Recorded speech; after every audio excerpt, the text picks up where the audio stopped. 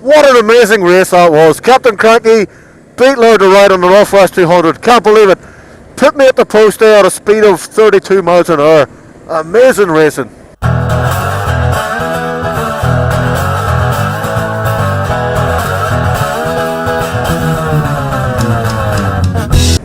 And here's Captain Cranky. He was born, he said, in Bushmills, and then moved to Lisburn and so on. Spent a lot of time on Rathlin Island with his father. So I guess this is like going down memory lane for him. I'm just along for the ride. I'm just along because it's an excuse for a motorcycle riding to me, Captain Cranky, but yeah, it's probably a special time for him. I think he's beginning to enjoy riding a bike now in the wet. Oh well, I'm pleased to get the man escort up to where his father's ashes are, and he's been to his mother's funeral. My father's still alive, luckily enough, but my mother passed away a couple of years ago, and yeah, it can be a tough time. Nice line through there. You save the speed for the straights, don't be afraid to slow down for the bends. Could have some agricultural activity here, got a lot of birds up there, just be careful, be careful.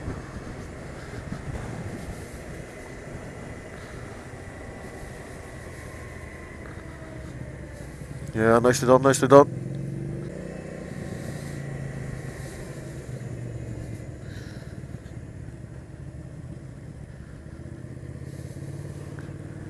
Slow down, slow down, slow down.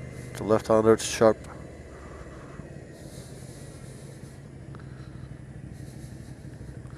Staying away from the apexes, away from the edge in case some people cut the corner. Here we are in Ballintoy harbour.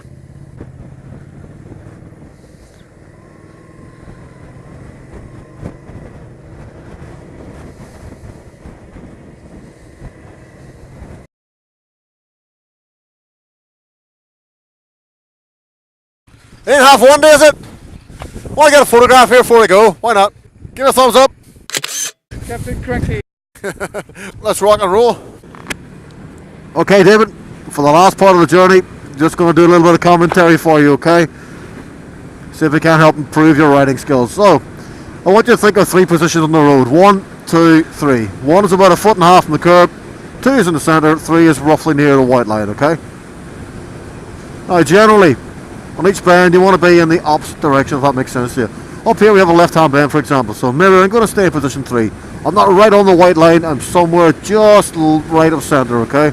The idea being if a car were to come around that bend now, I wouldn't be anywhere near that centre line, okay? Even if there were a couple of wheels across this line, it'd still be far enough away from it not to hit it. Obviously the sharper the bend, the more towards the centre you want to be. Now some people will argue you have to be out right across the white line to see better. It can help to maintain a view, but don't move out there to gain a view, okay? Conversely, on this right hand bend, I'm generally near the left hand side.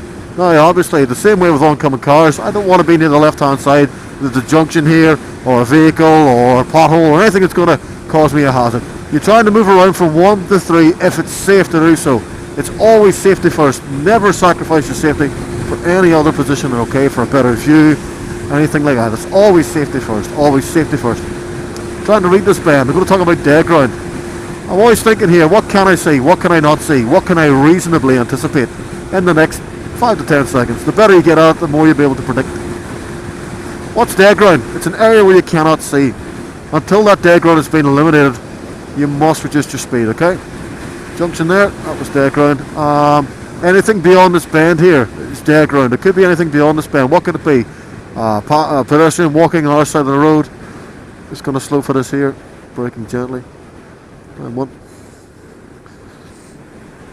Just holding this line, I'm holding this line here, not going to move back in until I see where the road goes. Now I can see it's clear, I'm going to move back in. Junction here, is it safe for me to sit in the centre? Yes it is, the junction's clear. Now I can move in towards position 1. I'm just easing back on the throttle. I'm looking through the bend, I'm going to press the right handlebar away, I'm going to roll the throttle on gently. I'm holding this line,